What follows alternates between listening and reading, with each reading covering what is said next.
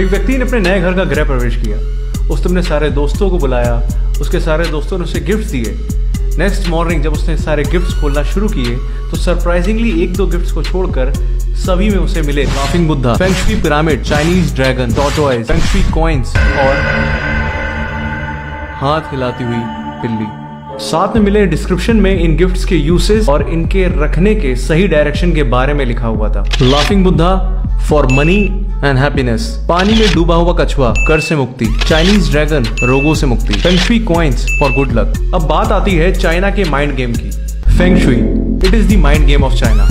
China internet पर present हजारों websites, TV, newspaper, social media, magazines के थ्रू स्ट्रॉन्ग मार्केटिंग करके फेंग शुई का जाल पूरे ग्लोब में हर कंट्री में फैला चुका है। China uses feng shui for initial trespassing in market. किसी भी कंट्री की मार्केट में चाइना पहले फेंग शुई के थ्रू एंट्री करता है। 20,000 करोड़ रुपीस के एक्सपोर्ट के साथ चाइना इंडिया के 75% मार्केट को कवर कर चुका है। From small shops to big malls, हर जगह आपको ये चाइनीज प्रोडक्ट भर भर के मिलेंगे।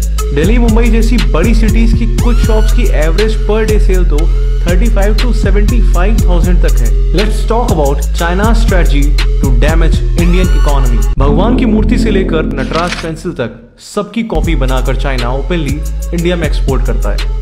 पॉलिस्टर रेजिन जैसे नॉन एनवायरमेंट फ्रेंडली एलिमेंट से बने गणेश लक्ष्मी को चाइना इंडिया में बेचकर सिर्फ दिवाली के दिन ही 400 करोड़ रुपए कमा लेता है। कम्युनिस्ट चाइना ने इसी तरह इंडिया के हजारों craftsman, small factories, cotton industries, handicraft को बुरी तरह डैमेज कर दिया है। कुम्हार, बढ़ई, लोहार, कर्मकार जैसी 2 करोड़ से ज्यादा पॉपुलेशन वाली जातियों के लोग आज बहुत पुअर कंडीशन में हो चुके हैं। चाइना ने हमको एक मैन्युफैक्चरिंग हब से हटाकर एक मिडिल मैन बनाकर खड़ा कर दिया है। अब बात करते हैं चाइना के दूसरे एस्पेक्ट की, चाइना साइकोलॉजिकल वॉरफेयर। अब जंग सिर्फ आर्म्स एंड एम्यूनिशन से नहीं, साइकोलॉजिकली भी लड़ी जाती है। चाइना फेंग शुई का यूज एज अ वेपन कर रहा है to destroy the spirituality of India. Let's talk about most famous laughing Buddha. Is it really Mahatma Buddha? No, Mahatma Buddha ने कभी नहीं कहा कि आप मेरी इस तरह की मूर्ति अपने घर में रखो तो आपको गुड लक और प्रॉस्पेरिटी मिलेगी। अफसोस की बात यह है कि आज हम इंडियंस, स्पेशली हिंदूज, तुलसी ऐसे पेरेनियल और मेडिसिनल प्लांट से ज्यादा लाफिंग बुद्धा को अपने घर में जगह देने लगे। फेंग शुई की दुनिया के एक और फेमस मॉडल, चाइनीज गॉड्स फुक, लुक एंड साव। चाइना ने इन्हें नेम, फेम और लॉन्ग लाइफ देने वाला देवता बताकर 200 से लेकर 15,000 रुपए तक की मूर्तियां इंडिया में बेच डाली और हम इंडियंस ब्लाइंड फॉलोअर्स की तरह इनकी मूर्तियों को अपने घर, अपनी वर्क प्लेस में रखने लगे।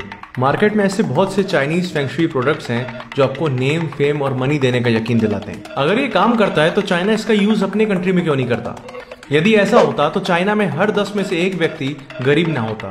कमाल की बात यह है कि 1949 में पीपल्स रिपब्लिक ऑफ चाइना की फाउंडेशन के बाद चाइना ने फेंग शुई को as a feudalistic superstitious practice, as a social evil declare करके अपनी कंट्री में ही बैन कर दिया।